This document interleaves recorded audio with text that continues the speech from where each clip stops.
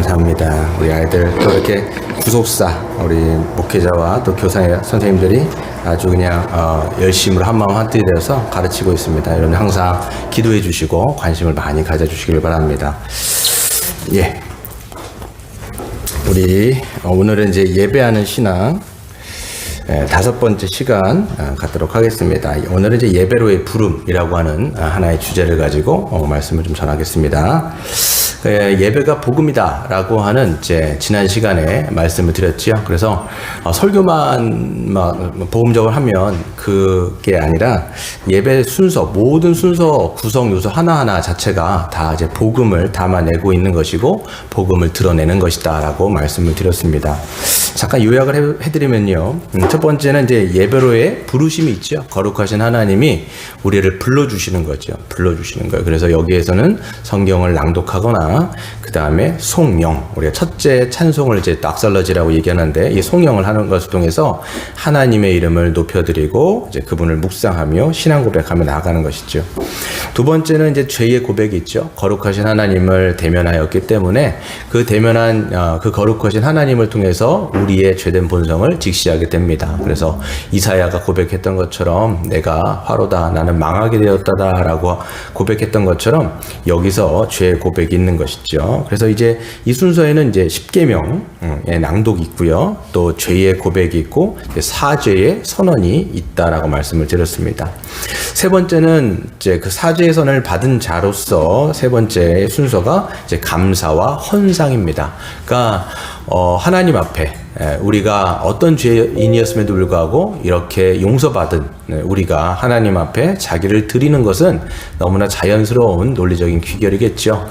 그래서 그 이사야 선지자도 보면 하나님께서 이 천사를 통해서 죄를 사죄의 선언을 해주시잖아요. 그때 하나님이 찾습니다. 누가 우리를 위하여 갈고 이렇게 말씀하셨을 때 이사야 선지자가 제가 여기 있습니다. 저를 보내주십시오라고 하면서 자기 자신을 하나님 앞에 드리는 감사의 헌신을 드리죠. 그래서 헌금이라는 용어보다는 offering, 예물이라든지 헌상 이렇게 하는 표현이 훨씬 더 성경적이죠. 왜냐하면 우리 자신을 사실 하나님께 드리는 것이기 때문에 그렇게 말을 표현하는 것이 좋습니다. 네 번째, 그 다음에는 이제 청원과 도고입니다. 하나님 앞에 그렇기 때문에 우리가 무엇을 기도하고 무엇을 간구해야 되는지 이 예배 순서에는 이제 아까 우리 우 권사님이 이제 기도하신 것처럼 대표 기도로 이제 순서가 되어 있는 것이죠. 그래서 대표 기도하는 사람도 준비를 하면서 앞에서 어떻게 보면 이제 회중을 대표하여 하나님 앞에 자기 자신과 우리 교회와 이웃들을 위해서 기도하고 또 회중들은 그 시간에 가만히 있는 것이 아니라 그 기도가 나의 기도라고 생각하고 우리의 기도라고 생각하고 함께 기도하며 나아가는 것이 중요합니다. 그 다음에 다섯 번째가 지금 하고 있는 설교와 가르침이죠. 그래서 하나님이 어떤 분이신지 어떤 은혜를 베풀어 주셨는지 또 하나님이 기뻐하시는 삶이 어떤 삶인지를 계속 드러내는 것이 이제 설교의 가르침이고 마지막이 이제 파송과 축복기도, 축도라고 얘기하죠. 그래서 이제 우리가 여기서 하나님의 은혜를 받은 자로서 세상이 바로 우리의 미션 필드입니다. 그래서 선교지가 되죠. 직장과 가정에서 하나님의 뜻 가운데 살아가는 이제 파송을 받는 거예요. 그래서 이 파송을 통해서 이제 우리가 나가게 될 때 이제 목회자는 이제 대신해서 이 축복기도 하나님이 우리와 함께 하시기 때문에 염려하지 마시고 걱정하지 마시고 우리 아까 선율이가 그 언약을 아주 궁금해한다는데 그 언약, 하나님의 언약, 신실하신 그 언약을 믿고 우리가 세상에 나아가 기도를 살아가게 되는 것이죠. 오늘부터는 이제 그 하나의 꼭지씩 이렇게 설교를 좀 하도록 하겠습니다. 성경을 보시면 이야기들이 많이 나오죠. 성경에 인물들이 참 많이 나오는데 그 중에서 야곱을 우리가 참 많이 알고 있습니다. 야곱을 오늘 이제 창세기 28장을 읽어보시면 이 28장의 내용이 여러분 알고 있는 것처럼 형 에서를 속인 다음에 도주하는 장면입니다. 그래서 아버지 이삭과 형 에서를 속인 그 어떻게 보면 죄지요. 그것 때문에 이제 형 에서가 복수할 것을 두려워하여 막 도망을 가는 거예요. 야반 도주하는 것이죠. 그는 이제 굉장한 두려움에 쌓여 있어요. 형 에서에 대한 그 복수를 자기한테 할 거에 대한 두려움도 있고요. 그 다음에 엄마가 이제 라반, 이제 외삼촌 집에 가라고 했는데 그곳까지 무사히 갈 수 있을까라고 하는 두려움. 또 거기서 어떤 일이 벌어질지 사실 모르거든요. 굉장히 먼 거리를 그는 가야 되기 때문에 그런 두려움이 있었을 수도 있고요. 또 그 다음에 다시 자기가 안전하게 고향 땅을 밟을 수 있을지에 대한 두려움도 있었을 거예요. 그러니까 모든 불확실성에 대한 그 장래에 대한 두려움을 그는 가득 안고 부엘세바라고 하는 고향을 떠나서 지금 도망가고 있는 상황인 것이죠. 그래서 그는 누구나 그렇듯이 자신이 직면한 문제 외에 다른 것은 아무것도 관심이 없었을 것입니다. 그는 이런 복잡한 심정으로 길을 가다가 이제 해가 뉘엿뉘엿 졌을 때 유숙하러 들어가게 되죠. 그러니까 자기 생각밖에 없는 거예요. 자기가 서바이벌 할 생각밖에 없는데 그때 이제 유숙하러 가는데 뭐 여관이 있겠습니까? 그러니까 이제 길가에서 그냥 돌을 베개 삼아 가지고 거기서 잠을 자는데 너무 피곤했는지 골아 떨어지게 됐죠. 그래서 그는 이제 그 잠을 자게 되는데 거기서 꿈을 꾸게 됩니다. 여기서 말씀해 보시면 꿈에서 본즉 이렇게 말씀하고 있죠. 그래서 꿈에서 뭘 보게 되어지냐면 큰 사닥다리 있어요. 큰 사닥다리가 서 있는데, 그러니까 어마어마한 거대한 사닥다리인 것 같아요. 그 사닥다리가 꼭대기가 하늘 위에 닿았다라고 얘기합니다. 하늘 꼭대기 위에 닿은 거죠. 그리고 그 사닥다리 위아래로 그 하나님의 사자, 천사들이 오르락 내리락 하는 것을 꿈에서 보게 됩니다. 그리고 또 본즉 뭐가 있냐면 그 꼭대기 위에서 여호와 하나님께서 말씀하시는 거예요. 하나님이 뭐라고 말씀하시냐면 나는 너의 할아버지 아브라함의 하나님, 너의 아버지 이삭의 하나님이다. 그 약속의 하나님인 내가 너를 지켜주고 보호하겠다라고 말씀을 하시는 장면이 나오는 거죠. 그러니까 지금 이 야곱이라고 하는 사람은 평소에 사실 아브라함이 살아 있었어요. 그러니까 아브라함 할아버지로부터 하나님에 대한 이야기도 들었을 것이고 아버지 이삭으로부터도 여호와에 대한 그 이야기를 많이 들었을 거예요. 그러니까 이야기로만 들었는데 한 번도 경험해 보지 못한 거예요. 그런데 그 야곱이 그냥 귀로만 듣던 하나님을 그가 그러니까 고향 땅에서 100km 정도 떨어진 그 베델이라고 하는 곳에서 하나님을 극적으로 만나게 되죠. 그 하나님을 만나게 되었을 때 그가 고백했던 건 오늘 읽었던 16절입니다. 그가 두려워하여 17절에 보면 두려워하여 이르되 두렵도다. 이곳이요 이것은 다름 아닌 하나님의 집이요 이는 하늘의 문이로다 하고 야곱이 아침에 일찍이 일어나 베개로 삼았던 그 돌을 가져다가 기둥으로 세우고 그 위에 기름을 붓고 그곳 이름을 베델이라고 명칭을 지어준 것이지요. 그러니까 두려운 거예요. 그러니까 귀로만 듣던 그 하나님, 그냥 이야기로만 들었는데 그 거룩하신 하나님을 딱 만나게 되었을 때 직감적으로 본능적으로 그는 그 두려움을 느끼게 되는 거죠. 이걸 우리가 성경에서는 경외라고 얘기하죠. 경외감이 드는 겁니다. 그러면서 이제 그곳의 이름을 베델. 이제 베델이란 뭐냐면 베이트가 이제 집이란 뜻이고 엘은 하나님이에요. 그래서 여기서 뭐 하나님의 집이다 이렇게 야곱 스스로가 명칭을 짓는 거죠. 그러니까 그는 지금 하나님을 만나려고 간 것이 아니라 자기 문제로 골머리를 앓고 있는데 그러다가 하나님을 만났고 그 하나님으로 말미암아 두려움을 느끼며 거기서 예배한 거예요. 그러니까 돌을 기둥을 쌓고 기름을 부은 거는 예배 행위입니다. 그러니까 하나님을 만난 자가 그 하나님을 예배하게 되어지는 모습을 보게 되는 것이죠. 또 모세의 이야기도 우리는 알 수 있습니다. 우리 아이들이 이제 구속사를 이제 듣고 있는데 이게 계속 구속사를 얘기하는 거예요. 아이들 이제 차근차근 하나님의 구원의 역사.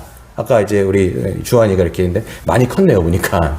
그 집에서 제가 이제 입을 바지가 없어가지고 찾고 있는데 아내가 주환이 걸 입으라는 거예요. 그래서 그걸 어떻게 입냐? 입었는데 맞아요. 더 놀랐어요. 저도 제가 아동복이 맞구나 이런 생각이 들더라고요. 그래가지고 우리 아들 참 많이 컸네 이런 생각이 들었습니다. 제가 작은 거죠 뭐. 예. 아무튼 그런데 그 모세가 이제 모세도 마찬가지로 이제 도망가는 거죠. 사람을 죽이고 이제 애굽의 왕자였던 사람이 이제 막 그 야반 도주를 하고 있는데 광야에서 40년 이제 목자로 세월을 보내고 그 다음에 이제 40년을 보냈기 때문에 나이가 이제 80이란 말이에요. 80의 노인인데 그 노인이 이제 목동으로 일을 하고 있는데 저 멀리서 이 떨기나무가 막 타는 거예요. 이 나무가 타면 이제 사그러져야 되는데 불은 붙었는데 사그러들지 않는 그런 떨기나무 한 그루가 계속 타는 거죠. 그러니까 이 모세가 그쪽으로 가까이 갑니다. 가까이 갔을 때 하나님이 말씀하시죠. 모세야, 모세야. 부르셨을 때 모세는 제가 여기 있습니다. 근데 하나님 말씀하십니다. 이리로 가까이 오지 마라. 네가 선 곳은 거룩한 곳이니 네 발에서 신발을 벗어라 라고 말씀을 하십니다. 그러면서 여기서도 모세가 그 거룩하신 하나님을 대면하게 되었을 때 즉각적인 반응이 뭐냐면 출애굽기 3장 6절에 보시면 두 손으로 자기 얼굴을 가려버려요. 그러니까 거룩하신 하나님을 봤을 때의 인간의 어떤 느끼는 감정이 경외감이라는 거예요. 나는 죄인이고 하나님은 거룩하시기 때문에 거기서 나는 그 괴리감으로 인해서 자기 자신을 가리게 되어지는 경외감에 휩싸이게 되는 것이지요. 우리가 지난 시간에 살펴봤던 이사야 선지자도 마찬가지입니다. 이사야 선지자는 하나님 보좌 가운데 그 거룩하신 하나님, 스랍들이 하나님을 모시고 섰고 천사들이 거룩하면서 하나님 앞에 찬양을 드리고 있는 그런 모습을 보게 되지요. 그랬을 때 그 거룩하신 하나님을 이 이사야가 보게 되었을 때 그는 느끼는 감정은 화로다 나여 망하게 되었도다 이렇게 되는 거예요.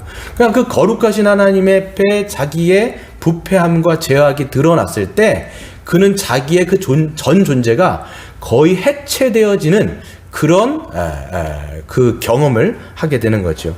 아시스 프라울은 이런 주석을 달아요. 하나님이 우리의 죄악을 한꺼번에 보여주시지 않고 서서히 보여주시는 것은 참으로 은혜다 그랬어요. 여러분 우리가 우리의 죄악을 한꺼번에 보게 되잖아요. 이거는 우리가 거의 이렇게 뜨악할 수밖에 없는, 거의 경악할 수밖에 없는. 근데 지금 이 이사야는 그걸 경험한 거예요. 한꺼번에 그걸 봐버렸기 때문에 내가 죽게 되었구나 이렇게 나아간 거거든요.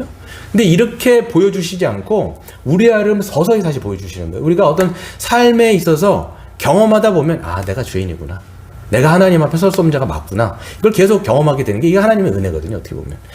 그런데 이 이사야는 그것들을 바라봤을 때 하나님 앞에 그 거룩한 그 경외심을 갖게 되는 것을 보게 되어지는 것이죠. 그러면 신약에도 마찬가지입니다. 신약의 베드로가 그 어부 출신으로 이제 그 그물로 이제 일을 하잖아요. 근데 한 마리도 못 잡았다 이렇게 돼 있어요. 누가복음에 보면 신약에 한 마리도 잡지 못했는데 그래갖고 이제 그물을 이제 동료들하고 싣고 집으로 돌아가려고 하는데 예수님이 이제 딱 이제 배를 타시는 거예요. 근데 예수님 뭐라고 말씀하시냐면 네가 깊은 곳으로 가서 그물을 내려라 이렇게 말씀하세요. 어부 출신이 훨씬 잘 알겠죠. 왜냐면 예수님은 목수신데 뭐 어떻게 전문가가 아니잖아요. 근데 전문가인 베드로가 들었을 때 그 시간에 깊은 곳으로 그물을 내리면 잡을 수가 없단 말이에요. 근데 뭐라고 말하냐면 주님, 내가 당신의 말을 의지하여 깊은 곳에 내가 그물을 내리겠습니다. 이렇게 이제 이야기를 하고 그 다음에 깊은 곳에 그물을 내리죠. 근데 아니나 다를까 엄청나게 많은 물고기가 잡히지 않습니까? 그러니까 거기에는 그물이 찢어질 정도로 이제 그 고기들이 많이 잡힌 겁니다. 그러면 이 베드로의 입장에서는 동업하자고 얘기했을 수도 있어요. 참 저 사람 참 괜찮은 사람이다. 저 사람하고 내가 협업하고 동업하면 정말 떼돈 벌 수 있겠다. 이런 생각을 하지 않겠습니까? 그런데 그때 베드로의 반응이 전혀 달라요. 뭐라고 얘기하냐면 주여, 내가 죄인으로서이다. 나를 떠나십시오. 이렇게 얘기해요. 왜 그러냐면 구약의 그 여호와 하나님, 그 거룩하신 하나님의 신성을 육신으로 오신 예수 그리스도의 몸을 통해서 하나님의 신성을 본 거예요. 그렇기 때문에 그 베드로는 그 예수 그리스도 앞에, 그 거룩하신 하나님 앞에 두려움을, 그 경외감을 갖고 그렇게 말하며 나가는 것이죠. 그럼 우리가 지금 요한계시록을 수요 예배 때마다 하는데 거기에 누가 나오죠? 반모섬에 요한이 나오죠. 그 요한도 마찬가지로 어떻게 됩니까? 영광을 입으신, 부활하시고 십자가에서 부활하시고 영광을 입으신 예수 그리스도께서 사도 요한을 만나 주시잖아요. 근데 60년 만에 만났으면 막 허깅하고 막 그래야 되잖아요. 왜 그러냐면 요한 같은 경우는 예수님하고 굉장히 각별한 사이였어요. 제자 중에서도 애제자 있단 말이에요. 그러니까 다른 사람들은 좀 어려웠을 수도 있는데 이 요한만은 만찬을 할 때도 예수님의 가슴팍에 기대어갖고 막 얘기를 했던 사람이에요.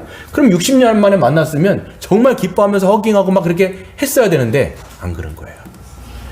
이 예수 그리스도 안에서 하나님의 영광을 보게 되어지니까 그 앞에 엎드려서 죽은 자 같이 되었다라는 그 표현을 이 요한복음에서 말씀하고 있죠.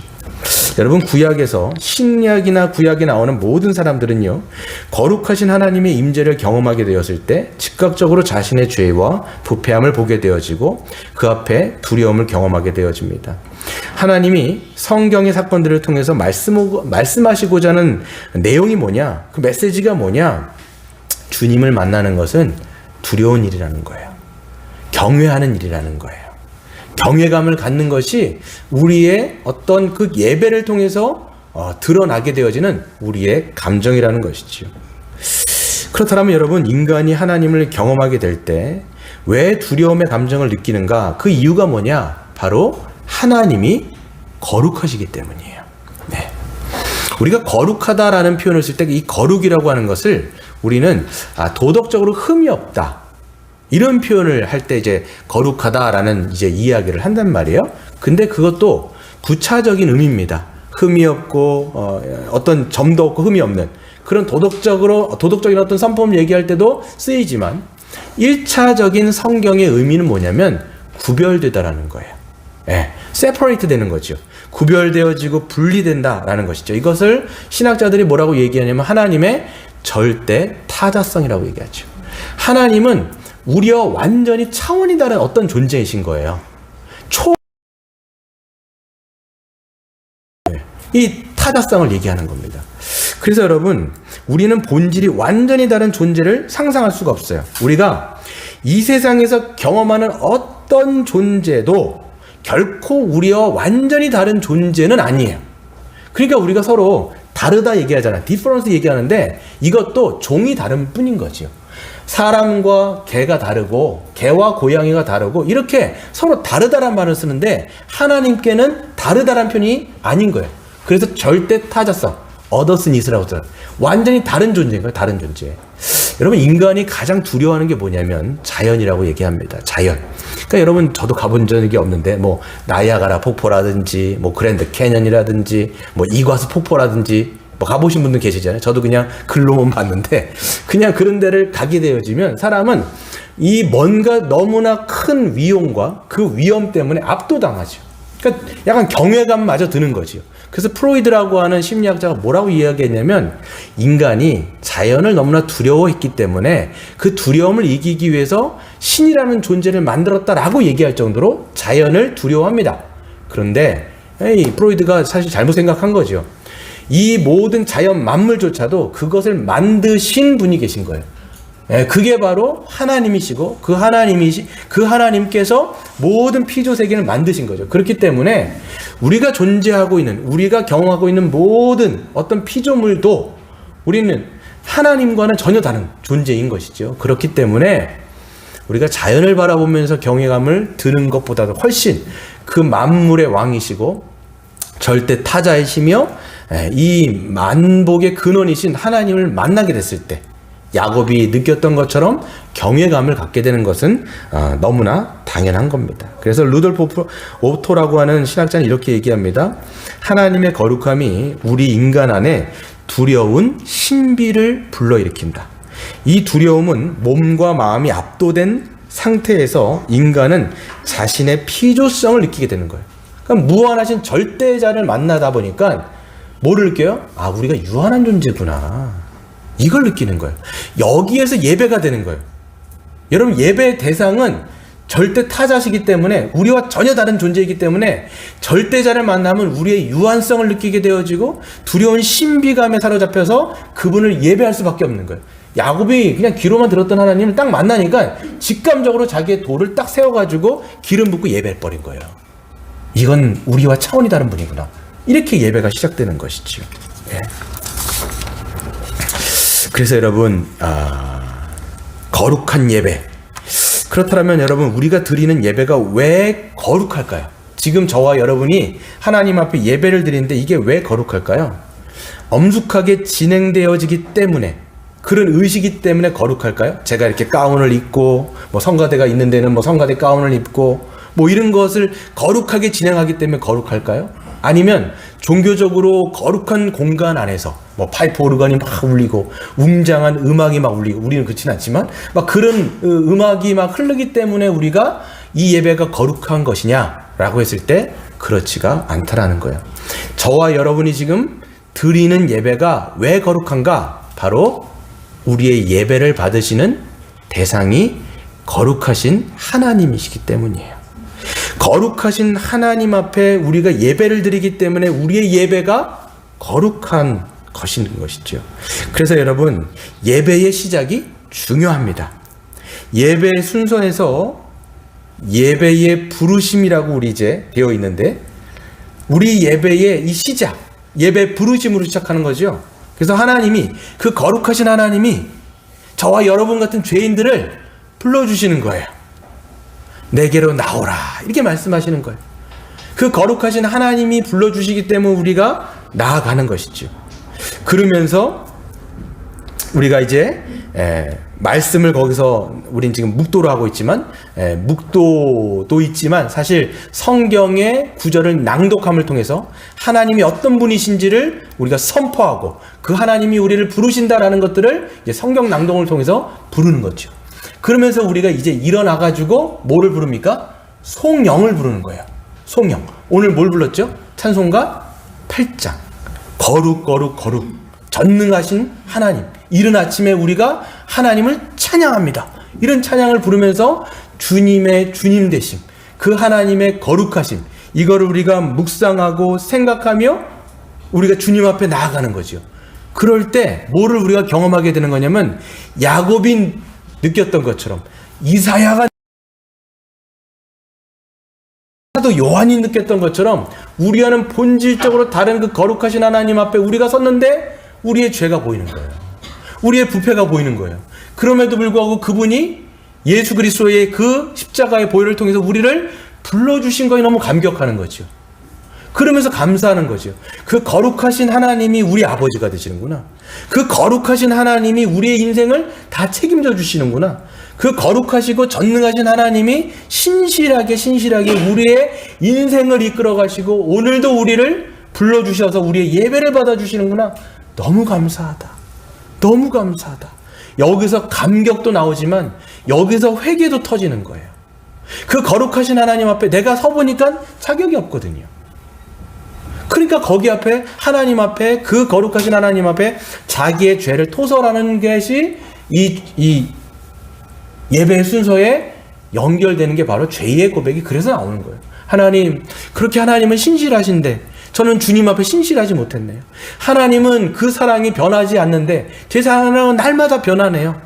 주님은 그렇게 저를 위해서 날마다 이렇게 이끌어 가시는데 저는 하나님 앞에 그렇게 살지 못한 것을 우리가 회개하고 주님 앞에 고백하고 또다시 용서의 은혜를 구하고 또다시 사죄의 은총을 받으면서 우리의 삶이 거기에서 회복이 되어지는 거예요.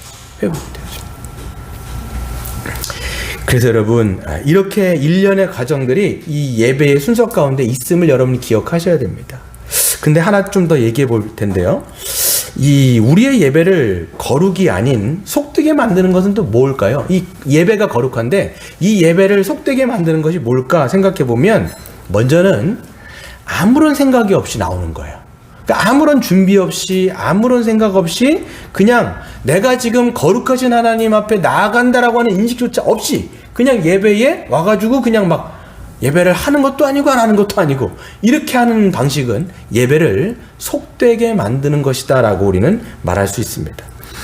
근데 좀 더 얘기하면요, 우리가 예배를 알아요. 또 예배를 사모해요. 그런데도 불구하고 예배가 속될 수가 있게 되어지는 요소가 뭐냐? 바로 예배를 우리의 필요에서, 우리의 문제에서 시작을 하는 거예요. 이런 태도. 그러니까 우리가 예배를 드리는데 하나님으로부터 시작하는 게 아니라 나로부터 예배를 시작하는 거예요. 내 문제를 갖고 와요. 내 필요를 갖고 와요. 난 오늘 이 예배를 통해서 은혜 받아야 되겠다. 이게 귀한 마음인 건 알겠는데요. 그러니까 내가 하나님 앞에 은혜 받아야지. 이건 지금 나로부터 자꾸 시작하는 거예요. 그리고 내 요번에 이 기도의 응답을 반드시 이 예배를 통해서 받아야 되겠어. 꼭 오늘 하나님께서 주시는 말씀을 통해서 내 문제를 해결받아야 되겠어. 이거는 하나님의 예배를 어떻게 보면 속되게 만드는 요소가 돼요. 왜? 하나님으로부터 예배가 시작되는 게 아니라 나로부터 잠깐 시작되기 때문에 이거는 예배를 속되게 만드는 거예요. 여러분, 만약에 그런 태도로 우리가 하나님 앞에 나올 때 하나님에 대한 인식을 하기가 어려워요.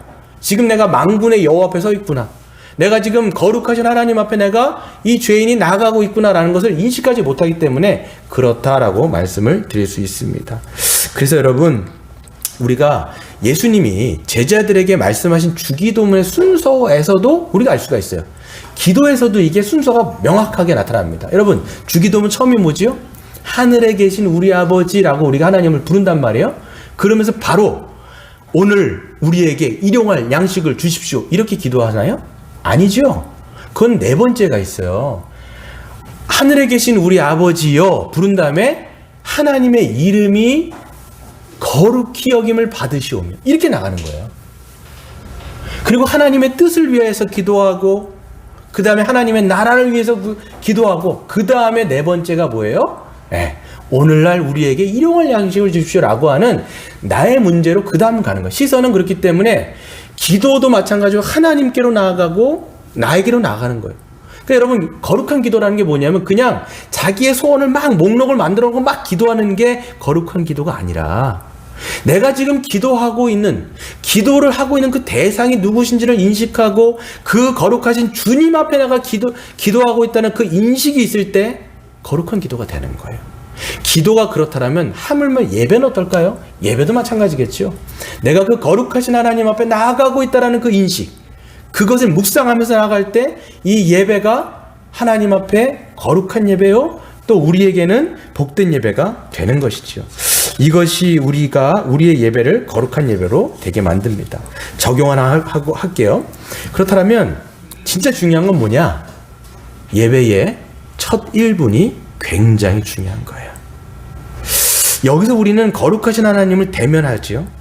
첫 1분 안에 예배의 선포가 있고, 송영을 통해서 거룩하신 하나님으로 인해서 우리는 두려운 신비를 경험하게 되어지고, 감격하며 그 하나님 앞에 합당하지 못한 우리 자신을 보게 되고, 거기서 죄를 고백하게 되는 것이죠. 설령 여러분이 야곱처럼 어떤 세상에 어떤 수많은 문제를 갖고 오셨다 할지라도, 그래서 그 문제 때문에 내가 너무 눌려있다 할지라도, 야곱이 여러분 얼마나 눌려있을까요? 보복에 대한 두려움, 또 거기 갔을 때 불확실성에 대한 두려움, 장래에 대한 두려움 얼마나 많았을까요? 그런 두려움을 여러분들이 설령 여기에 갖고 나온다 할지라도 첫 1분 안에 예배가 선포되어지고 송영이 되어지고 하나님의 이름을 부르고, 그 다음에 신앙의 고백을 하면서 우리가 믿는 하나님이 어떤 분이신지를 우리가 다시 보게 되어지면서 그때 각성이 일어나는 거예요. 첫 1분 굉장히 중요합니다. 내가 만군의 여호와 앞에 나왔구나라고 하는 두려운 신비를 경험하게 되었죠. 인도자가 그렇게 몰고 가기 때문이 아니라 자연스럽게 우리는 그 거룩하신 주님을 대면한 이사야가 했던 것처럼 그것들을 우리가 경험하게 되는 것이죠. 그래서 여러분, 우리가 그런 예배를 잠깐 꿈꾸고 여러분들 기도하셔야 돼요. 하나님, 우리 이 예배가 그런 예배, 하나님 앞에 나아가자마자 하나님 앞에 그 영광이 압도되어지고, 하나님의 은혜에 압도되어지고, 우리의 심령이 각성되어지고, 하나님을 정말 경외하고 싶은 마음이 우리 안에 샘솟고, 세상에서는 줄 수도 없고 알 수도 없는 그런 은혜가 여기 안에 여러분 그 임재가 있어야 돼요. 임재가. 그래서 여러분, 우리가 요한계시록에서 촛대를 옮기신다고 얘기하잖아요. 그게 구원을 앗아간다는 게 아니라 교회로 말하면 하나님의 임재와 영광이 싹 사라지는 거예요. 예배를 드리는데 그걸 전혀 느낄 수가 없는 거예요. 그게 아니라 우리는 기도해야 돼. 하나님, 정말 이 교회 가운데 하나님의 영광과 임재가 충만하여 나아가면 하나님의 임재를 우리가 느끼는 거예요. 그 압도되는 거죠. 경외감에 압도되어지고 그분의 사랑에 압도되어지고, 그냥 거기서 우리가 정말 하나님의 그 사랑이 압도되어서 예배를 드리게 되는 거예요. 여러분, 20분, 30분 돼야 우리가 워밍업을 하고 예열이 돼야 집중된다라는 생각을 버리세요. 이거는 사람을 만났을 때나 좀 되어지는 일이고, 차원이 다른 분을 만나게 되어지면 그냥 그 1분 안에 만나는 즉시 우리의 심령이 새롭게 되어지는 은혜가 우리 교회 가운데 있게 해달라고 여러분들이 기도하셔야 되는 거죠. 여러분, 이런 일들이요, 교회 사회에 보면 있었어요. 로버트 맥체인이라고 하는, 여러분 우리가 맥체인 성경 읽기 여러분 보시죠? 그것을 만드신 분이 로버트 맥체인인데, 이분이 29살에 주님의 품으로 돌아가셨어요. 굉장히 일찍 돌아가셨죠. 근데 그분은 강단에 서서 기도를 설교를 하시기 전에 기도를 시작해요. 뭐라고 기도하냐면, 오 주님, 오 주님, 이렇게 시작을 하는데, 그 시작할 때 회중들이 흐느끼기 시작하는 거예요. 네. 그러니까 바로 그 즉시 하나님의 그 임재에 압도되는 거죠. 이 일화는 이 맥체인 목사님의 깊은 경건을 이야기해 주고 있어요. 근데 제가 또 생각할 때는 그 로버트 맥체인의 목사님의 깊은 경건도 있지만, 함께 예배를 드리는 그 회중이 얼마나 준비됐는가, 또 얼마나 그 가난한 심령으로 주님 앞에 예배하러 왔는가가 저는 굉장히 그 일화를 통해서 보여주는 것 같아요. 저만 여러분 예배를 준비하는 게 아니라 모든 주님의 자녀들은 예배를 준비하셔야 돼요. 그러니까 여러분, 우리가 공예배가 있고 삶으로 예배가 있잖아요. 그러니까 삶으로 월요일부터 토요일까지 삶으로 예배를 잘 드리고, 이것의 클라이막스 정점을 찍는 게 주일날 함께 드리는 공예배거든요. 네. 그러니까 여러분, 이것을 좀 잘 사셔야 돼요. 경건하게 사시는 것들이 월요일부터 토요일 있고 함께 드려질 때, 그것이 여러분 월요일부터 준비되어지는 건 아닙니까? 그랬을 때 우리의 공예배 가운데 하나님의 은혜가 흘러지고, 거기서 우리가 가난한 마음으로 주님 앞에 나갔을 때 우리의 이 가난한 마음이 회복되어지는 은혜가 이 예배 가운데 있게 되어지는 거죠. 그런 예배가 되었으면 좋겠습니다. 말씀을 마치겠습니다. 우리는 분주한 일상 속에서 거룩한 시간, 거룩한 장소를 만납니다. 이것이 바로 우리의 예배지요. 예배가 거룩한 시간이 되어지고 거룩한 장소가 되어지는 것은 본래 주일 오전 시간이 거룩하기 때문도 아니고요, 우리가 앉아있는 이 장소가 여러분의 일터라든지 여러분의 집보다도 거룩한 장소이기 때문이 아니에요. 우리가 거룩하신 하나님을 이 시간, 이 장소에서 우리가 예배하기 때문에 이 시간이 거룩한 것이고 이 장소가 거룩해지는 것이죠. 여러분, 그렇기 때문에 우리는 이 거룩한 예배를 드리기 위해서 우리는 준비하셔야 됩니다. 여러분, 인생 가운데 여러분 준비하는 거 얼마나 많습니까? 직장 준비하지요. 스펙 준비하죠. 얼마나 준비 많이 하세요, 여러분. 또 여러분, 우리가 노후 준비 얼마나 많이 합니까? 그런데 진짜 우리의 인생 가운데서 가장 준비되어야 되는 게 뭐냐? 예배예요. 예배가 회복되어지면 우리의 신앙이 회복되어지고요, 여러분의 신앙이 회복되어지면 여러분 삶이 회복되어져요. 우리의 신앙의 키는 다 여기 있는 거예요. 예배 가운데 우리가 여기서 충만한 은혜 받고 여기서 하나님의 임재를 누리고, 그럼 우리의 삶이 완전히 변화되어지고 거기 안에서 하나님과의 동행하는데, 세상에 나가갖고 어찌 여러분 거기서 우리가 또 염려하고 뭐 그럴까요? 주님을 만난 사람은 세상에 나아갔을 때도 담대하게 또 믿음으로 살아가고, 또 혹여라도 여기서 여러분들이 세상에서 넘어진 적이 있을 수 있지만 또 교회에서 회복되어지면, 여기서 여러분 은혜 받으면 인생이 달라지게 되는 것이죠. 그런 예배를 소망하시는 저와 여러분 되시기를 주의 이름으로 축원합니다.